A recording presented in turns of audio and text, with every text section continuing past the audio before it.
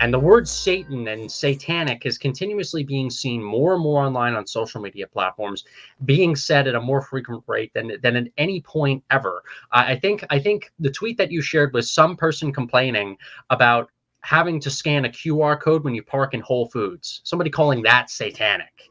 And just that phrase, that term, it's becoming more normalized more and more throughout the culture wars.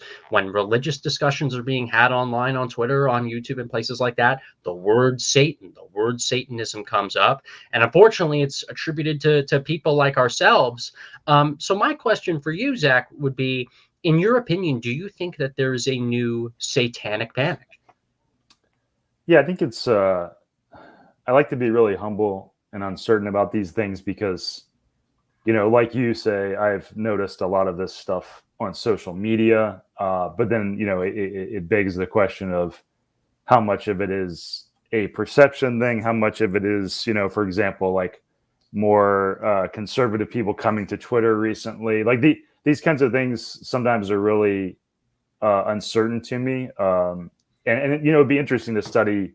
You know, I'm sure that there might be some surveys or even like Google research about like is searches for Satanism and demonic stuff going up over time in Google Trends. You know, so yeah. But all that said, I mean, it you know, I think it does seem like that stuff is on the rise, and it kind of makes sense from a, you know, political polarization.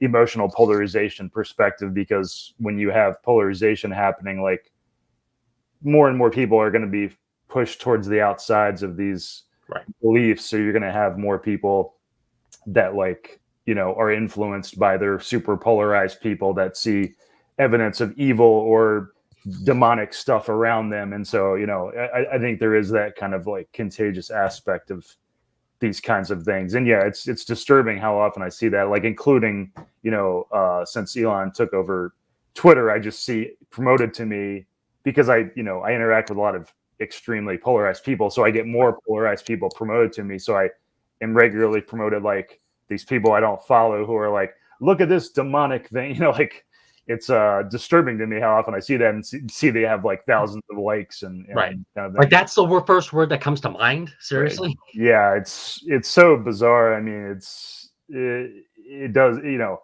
it is worrying. You know, it's like you can see what bothers people, and you know, getting back to the polarization thing, you know, it makes liberal people think that is what conservatives and Trump voters are like, you know, that because you start to form these perceptions. It's like, well, they might be, you know, some small percentage of the group who actually will say things like that, but that becomes like what liberals are fighting against in a lot of people's minds. You know, that's what polarization kind of does to us. So that part of the dynamic is interesting too. Just this continual ramping up of emotions, you know.